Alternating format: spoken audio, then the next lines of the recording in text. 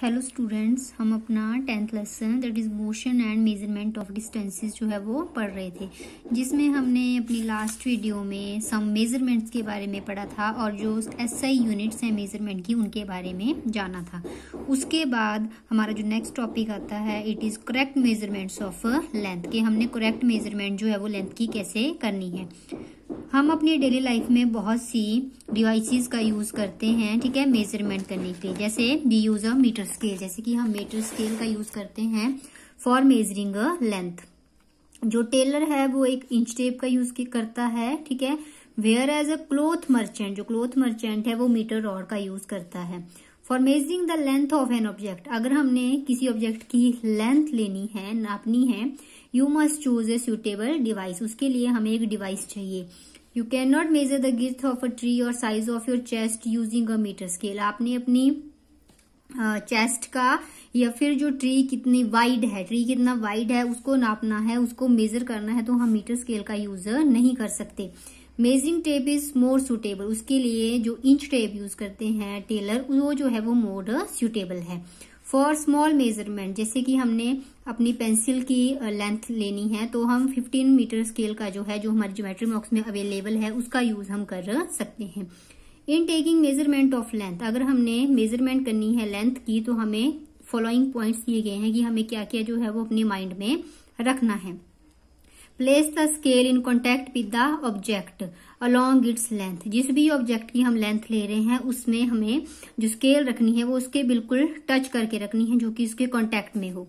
इन मोर scale 10.10 में जैसे बताया गया है कि ऑब्जेक्ट के साथ लगा के रखनी है।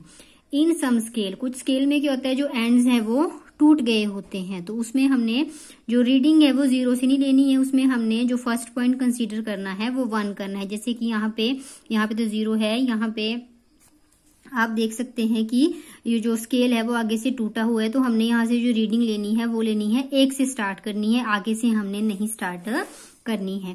थर्ड है करेक्ट पोजीशन ऑफ द आई, हमारी जो आई की पोजीशन होनी चाहिए वो बिल्कुल करेक्ट होनी चाहिए। जैसे कि यहाँ पे है ABC, तो इसमें जो करेक्ट जो पोजीशन है वो है B की। यहाँ से भी जो क्या होगा, जो रीडिंग आएगी वो गलत आएगी, इस साइड से भी रीडिंग जो है वो गलत आएगी। करेक्ट पोजीशन जो है वो B की है, जहां से हमें जो रीडिंग है, लेंथ है, वो बिल्कुल एक्यूरेट आएगी। तो हमने जो आई की पोजीशन है उसको भी ध्यान में रखना है। तो क्या हुआ, पहला हो गया कि जिसकी ऑब्जेक्ट की हम लेंथ ले रहे हैं उसके साथ कॉन्टेक्ट ही हमने स्केल को रखना है। सेकंड है, अगर हमारे एंड्स जो है वो ब्रोकन हो गए हैं तो हमने जो रीडिंग है वो 1 से लेनी है, ना कि 0 से। और थर्ड है कि हमने अपनी आई की जो करेक्ट पोजीशन है उसको भी ध्यान में रखना है। Measure the length of your height of your classmate using hand span and then by using a metre scale. For this, ask your classmate to understand with his back against a wall. Make a mark on the wall exactly above his head. Now measure the distance from the floor to this mark on the wall with your handspan and then with the meter scale. Let all other students measure this length in a similar way. कि आपने अपने friend को बोलना है कि आप दीवार के साथ खड़े हो जाइए, ठीक है, अपनी बैक लगा के। फिर आपने क्या करना है, मार्क कर लेना है कि उसका जो हेड है वो कहाँ तक आ रहा है। फिर मीटर स्केल से या फिर हैंड स्पैन जो है वो आपने रीडिंग लेनी है कि कितने हैंड स्पैन में इसकी हाइट है, या फिर मीटर स्केल में उसकी कितनी रीडिंग आती है। यहाँ पे हु मेजर द हाइट, कौन मेजर कर रहा है, उसकी हाइट हैंड स्पैन में कितनी है और मीटर स्केल से इसकी हाइट कितनी है। Study carefully result obtained by different student. The result in column 2 may be different from each other as the length of hand span may be different. पहले भी बताया है कि हैंड स्पैन में हो सकता है कि यहाँ मान लो कि 10 आ रहा है तो यहाँ पे 12 भी आ सकता है, ठीक है, क्योंकि जो हैंड होंगे वो जो हैंड का साइज है, ये फुट का साइज है, वो वेरी करता है। हर पर्सन के हाथ जो है वो बराबर नहीं होते हैं। Look all the result in column 3 where the measurement are done using a standard scale. The result may be close to each other now, but are they exactly equal?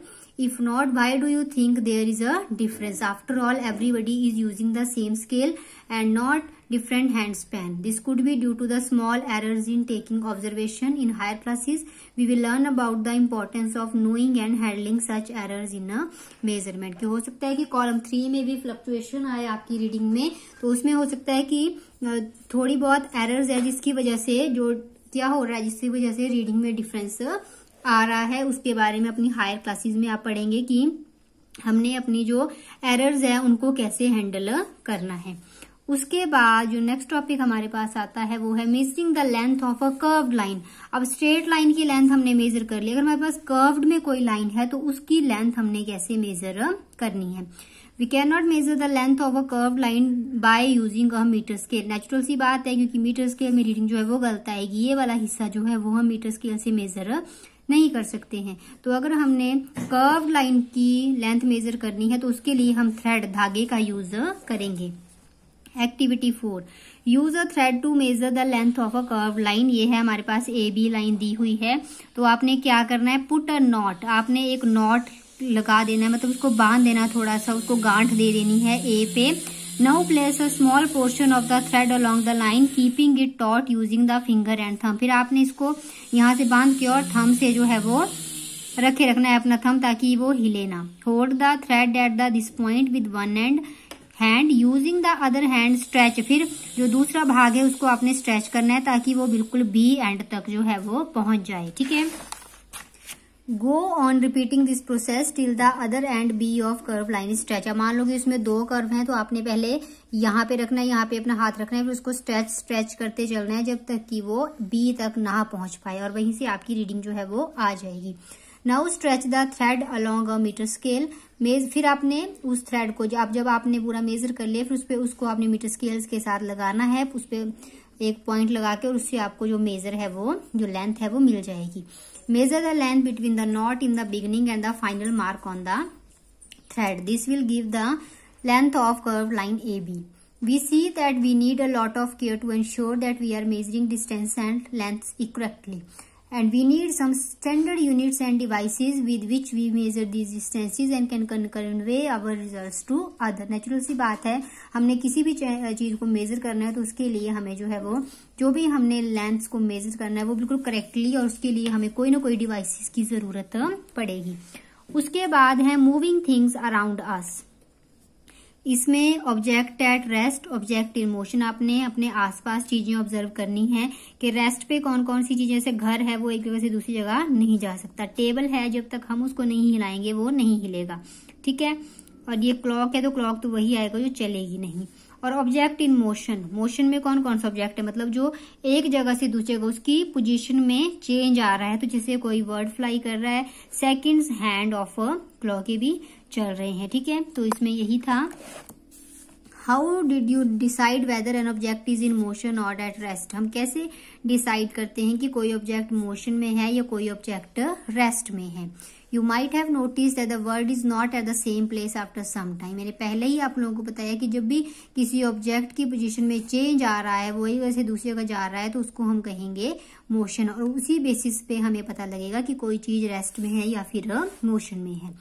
उसके बाद है activity 6, spread a large sheet of white paper on the ground and keep a little sugar. आपने क्या करना है, एक white paper लेना है, उस पे शुगर की जो लम्प्स हैं वो डाल देने हैं।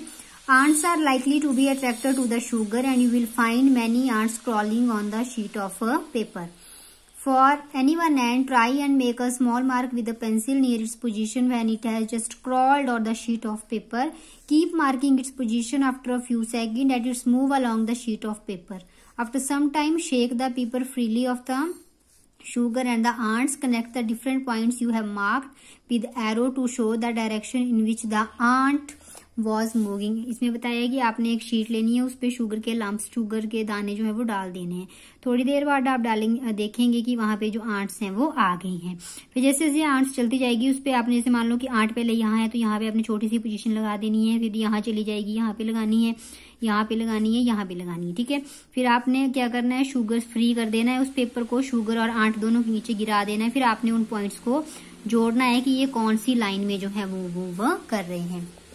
Each point you have marked shows where the ant moved to in interval of few seconds। मतलब वो क्या है, मोशन है। Motion seems to be some kind of change in position of an object। जब हमने चैप्टर स्टार्ट किया था तभी हमने मोशन को डिफाइन किया था कि change in position of an object with time, time के साथ साथ जो किसी ऑब्जेक्ट की पोजीशन में चेंज आ रहा है उसको हम क्या कहते हैं, मोशन, ठीक है। In activity 5, where did you place object like a clock, a sewing machine, electric fan in your grouping of objects? Are these objects moving one place to other? No. Do you notice movement in any part? The blades of fan or the hands of a clock, how are they moving? Is their movement similar to that of train? Let us look at some type of motion, help to understand these differences के हम clock या फिर जो swing machine, कपड़े सिलने वाली machine है, electric fan है, उसको हम किस कैटेगरी में रखेंगे, ठीक है। वो तो नहीं हिल रही हैं लेकिन उसमें कुछ पार्ट्स जो है वो हिल रहे हैं। तो हम आगे हम टाइप्स ऑफ मोशन में देखेंगे कि किस तरह का मोशन जो है वो किस चीज में प्रेजेंट होता है। पर आप लोगों ने जो मोशन की डेफिनेशन है ये देख लेनी है, change in the position of an object with the time. बाकी हम टाइप ऑफ मोशन जो है वो अपनी नेक्स्ट वीडियो में डिस्कस करेंगे, ठीक है। Thank you.